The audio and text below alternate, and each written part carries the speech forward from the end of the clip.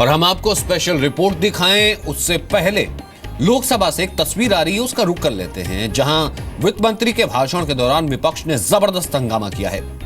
सारी मर्यादाओं को भूलकर विपक्ष ने नारेबाजी की है।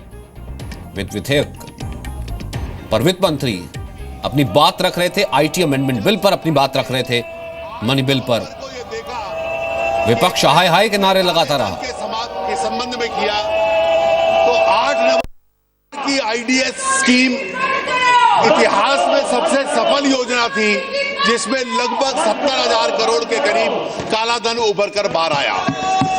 इसके बाद भी जब सरकार ने 8 नवंबर को यह देखा कि एक नया निर्णय काले धन के संबंध में किया, तो 8 नवंबर के बाद यह देखने को मिला कि कई लोग जो वो करेंसी नोट जो लीगल टेंडर नहीं थे, गैर कानूनी तरीके से उनको बदलने का प्रयास कर रहे थे।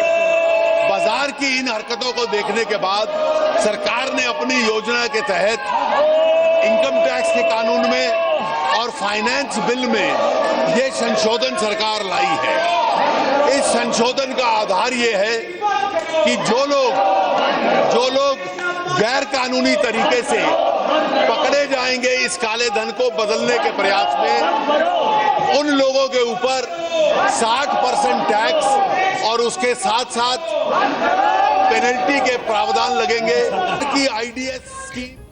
कितनी फ्रस्ट्रेटिंग है ये तस्वीर। पीछे से हो की आवाजें आ रही थी, हाय हाय के नारे लग रहे थे। ये सांसद हैं, पब्लिक रिप्रेजेंटेटिव हैं। आगे बढ़ते हैं। आपने अक्सर एक बात सुनी होगी कि तस्वीरें झूठ नहीं बोलती और हर तस्वीर के पीछे एक सच्ची कहानी छिपी होती है। लेकिन अब हम जिस खबर को बताने जा रहे हैं उसमें मौजूदा तस्वीरें तो सच्ची हैं, लेकिन उसके पीछे छिपी कहानी 100% झूठी है। पहली तस्वीर में आप पाकिस्तानी झंडे को एक किले पर लहराता हुआ देख सकते हैं। दूसरी तस्वीर में आप देख सकते हैं कि 3 पाकिस्तानी सैनिक किले के सामने खड़े हुए हैं। 2 तस्वीरें। इसी तस्वीर में एक पाकिस्तानी सैनिक बंदूक तान कर खड़ा है और तीसरी तस्वीर में आप पाकिस्तानी सेना के कई अफसरों को ग्रुप फोटो में देख सकते हैं। ये तीनों ही तस्वीरें वर्ष 1965 के भारत पाकिस्तान युद्ध की हैं। जिस जगह पर यह तस्वीरें खींची गई थी वो जैसलमेर का किशनगढ़ किला है। माना जाता है कि इस किले को सदियों पहले बनाया गया था। ये जैसलमेर के राजाओं की शिकारगाह थी जो खंडर में बदल चुकी है। आसपास रहने वाले बुजुर्गों को भी ये याद नहीं है कि यह जगह कितने समय से खंडर बनी हुई है। ये बात पूरी दुनिया जानती है कि 1965 के युद्ध में पाकिस्तान के अरमान टूट गए थे।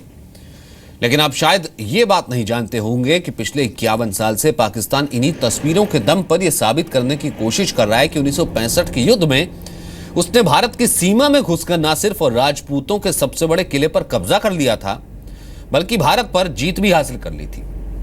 हालांकि ये एक तथ्य है, पाकिस्तानी सैनिकों ने कुछ दिनों के लिए इस किले के खंडरों पर कब्जा किया था, लेकिन यह भी सच है कि कुछ ही दिनों बाद ही पाकिस्तान को यहां से भागना पड़ा था। इन तस्वीरों का एक दूसरा पहलू भी है, जिसे समझाने के लिए आज सीधे ग्राउंड जीरो आपको लिए चलते हैं। हमारी टीम बीकानेर के बाद जैसलमेर पहुंची, जहां से हमने पाकिस्तान के झूठ और भारत के वीर सपूतों के शौर्य की सच्ची तस्वीरों का विश्लेषण किया है। भारतीय सेना ने जब पाकिस्तान पर सर्जिकल स्ट्राइक की तो उसके बाद पाकिस्तान की आर्मी और एयरफोर्स ने जैसलमेर के पास इंटरनेशनल बॉर्डर से करीब 15 से 20 किलोमीटर दूर एक युद्ध अभ्यास किया था। ये युद्ध अभ्यास 22 सितंबर से 30 अक्टूबर के बीच हुआ। पाकिस्तान ने इस युद्ध अभ्यास को लेकर यह प्रोपेगेंडा फैलाया था कि उसने भारत की नाक के नीचे युद्ध अभ्यास किया और वो भारत को जवाब देने की तैयारी में है। हालांकि जब जी न्यूज की टीम जैसलमेर के बॉर्डर का इंस्पेक्शन करने पहुंची तो वहां हमें यह भरोसा मिला कि जब तक भारत की फर्स्ट लाइन ऑफ डिफेंस यानी बीएसएफ इस सीमा की रखवाली कर रही है, तब तक दुश्मन भारत की सीमा में दाखिल भी नहीं हो सकता। गर्मी के मौसम में थार के तपते हुए रेगिस्तान में कुछ घंटों के लिए खड़े रहना भी बेहद मुश्किल होता है और ठंड में भी यहां की परिस्थिति बहुत कठिन होती है। यही वजह है कि यहां बहुत कम आबादी रहती है। यह देश का वो इलाका है जहां एक बूंद पानी का होना अमृत मिल जाने के बराबर है।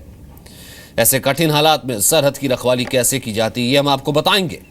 हमारे बहुत सारे दर्शकों को ये चिंता होती है कि वो हमें लिखते हैं कि कहीं हम ऐसी रिपोर्ट दिखाकर राष्ट्रीय सुरक्षा से जुड़ी संवेदनशील जानकारियां लीक तो नहीं कर रहे। हम आपको ये भरोसा दिलाना चाहते हैं कि हमारी रिपोर्ट में एक भी संवेदनशील जानकारी लीक नहीं हुई है। हमने इस रिपोर्टिंग के दौरान बहुत से हिस्से एडिट किए हैं ताकि देश की सुरक्षा को कोई खतरा ना हो, यानी आप अपनी चिंताओं पर राहत का ठंडा पानी डाल सकते हैं।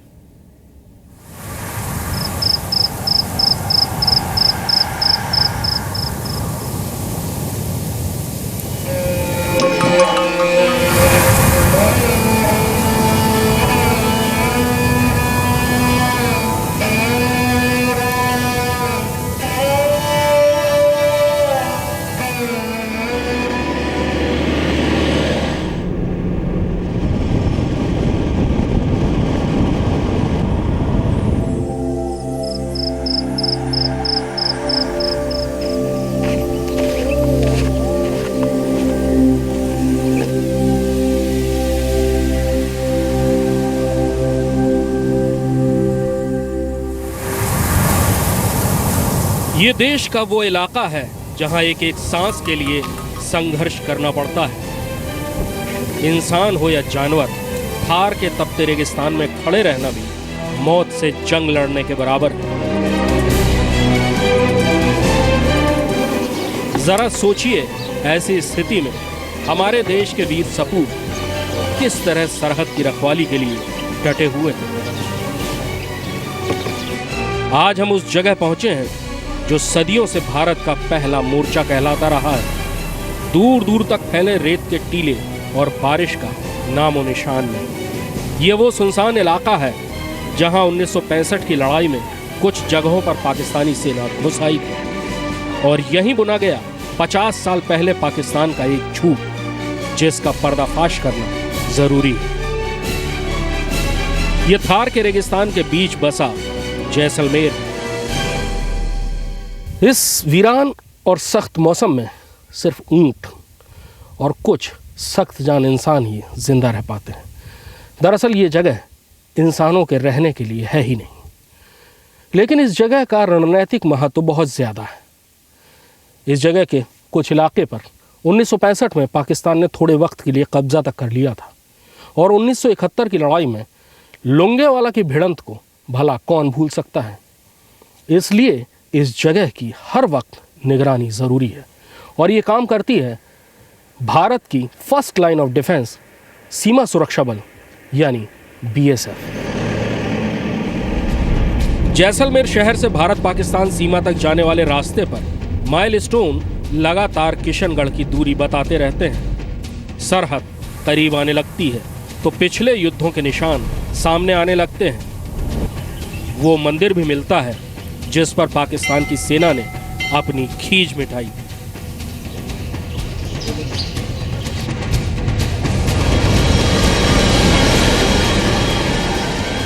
ये सरहद के पास अंतर खत्म हो जाता है नागरिक आबादी में और सुरक्षा बलों में। ये मंदिर है घंटियाली माता का मंदिर कहलाता है और इस मंदिर में चारों तरफ धार्मिक संदेशों के अलावा देश प्रेम के संदेश भी लिखे हुए हैं। इस मंदिर में 1965 की लड़ाई से जुड़ी बड़ी दिलचस्प यहाँ पर कहानियाँ हैं और बहुत दिलचस्प यहाँ पर बातें हैं और इन सारी बातों की, इन सारी कहानियों की जानकारी हमको पंडित जी देंगे।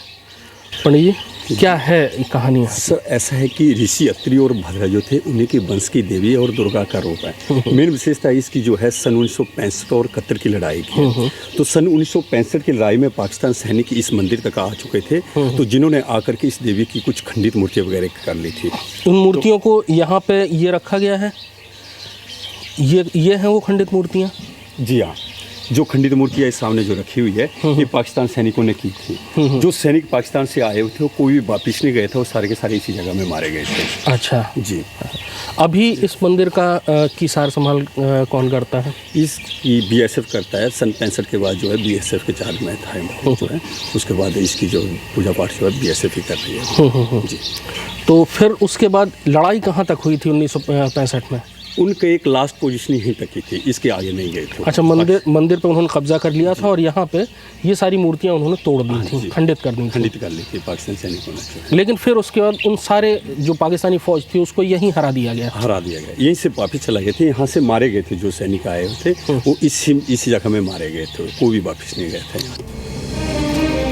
इस रेगिस्तान में जो बिखरी हुई आबादी जहां तहां है, वो भी धीरे धीरे गायब होने लगती है। पानी यहाँ की सबसे कीमती चीज है। बारिश से आई हर बूंद को यहाँ इकट्ठा किया जाता है, जिसे टांका कहते हैं। थोड़ी बहुत खेती के अलावा पशुपालन यहाँ जीविका का मुख्य साधन है। गर्मियों में तापमान आमतौर पर 50 डिग्री के पार हो जाता है, लेकिन इस साल 56 डिग्री तक तापमान होने की खबरें भी आई थी। बॉर्डर का इंस्पेक्शन करते हुए आखिरकार हम उस किशनगढ़ तक पहुंचे, जिस पर कब्जे की टींगे आज तक पाकिस्तान हाँकता है। आप भी देख लीजिए इस किले को। दरअसल ये जैसलमेर के राजाओं की शिकारगाह थी, जो सदियों से वीरान पड़ी है। इस किले के खंडहर पर झंडा फहराकर पाकिस्तान ने अपनी महान जीत की घोषणा की थी, क्योंकि ये जगह भारत पाकिस्तान की सरहद से कुछ ही किलोमीटर दूर है। ये किशनगढ़ है, एक पुराना किले का खंडहर और 7 घरों की एक ढांडी। कुल मिलाकर 57 लोग रहते हैं। नूरा हमारे साथ हैं। नूरा, कुल टोटल आबादी 57, हाँ, छोटे मोटे लेडीज बच्चे सब मिला के, और घर 7 9 7 और 2 9 घर हो गए। बॉर्डर यहाँ से पास में ही है, 30 किलोमीटर। जब आप यहाँ पे होते हैं, ख़ास तौर पर पहले भी पाकिस्तानी यहाँ आ चुके हैं। अभी जैसे तनाव बढ़ रहा है, कभी फिक्र होती है? नहीं सर, अभी फिक्र ही है, माल मवेशी वाले हैं, नुकसान तो होता ही है। लेकिन हमारे लायक जो काम होगा तो हम तो जिस देश की कायम पादरी उसी की बचाएंगे हाजिरी सर। अच्छा जी सर। और लेकिन यहाँ पे बीएसएफ लगातार रहती है? बीएसएफ परमानेंट 1965 के बाद बीएसएफ रहती है सर। लगातार बीएसएफ रहती है? जी सर। यहाँ रहना तो बहुत मुश्किल होता होगा। काम धंधा क्या करते हैं? हमारा जन्म यही है, तो हमारे को यही जगह अच्छी लगती। आपको ये जगह अच्छी? ये जगह अच्छी लगती सर। चारों तरफ पानी नहीं है, धूप है, गर्मी है, लेकिन हमारे को ये लगता है सर, अच्छा सिटी ऐसा नहीं लगता, जैसे यही अच्छा लगती है सर। काम काज क्या रहता है यहाँ पे? पशुपालन, भेड़ बकरियाँ हैं, गाय है, और उनका दूध वगैरह बेच लेते हैं? बिक्री होता है सर। बिक्री होता है। तो कुल मिला के खुशहाली है। इतनी मुश्किल हालात है, बॉर्डर है, दुश्मन एक बार आ भी चुका है, लेकिन उसके बाद भी कभी छोड़ने की नहीं सोची, यहीं रहना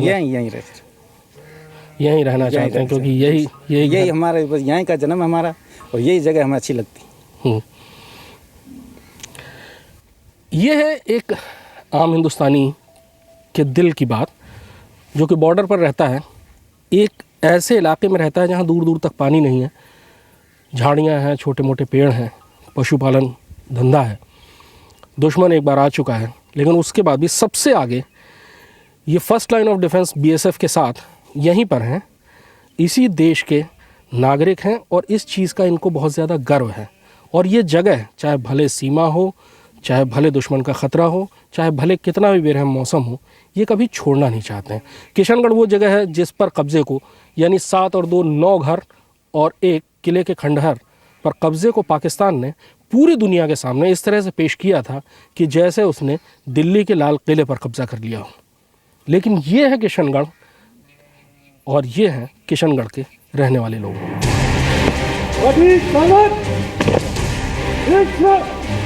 आप ड्यूटी के लिए बॉर्डर पर जा रहे हो। लेकिन अब इस सरहद के किसी वीरान खंडहर तक भी दुश्मन नहीं पहुंच सकता। तपते रेगिस्तान का हर रेतीला टीला भी भारत का हिस्सा है, जिसकी हिफाजत में कोई कमी नहीं की जाती। बीएसएफ की जो पेट्रोलिंग पार्टी अभी निकली है, वो गाड़ियों और पैदल पूरी सरहद पर गश्त करेगी।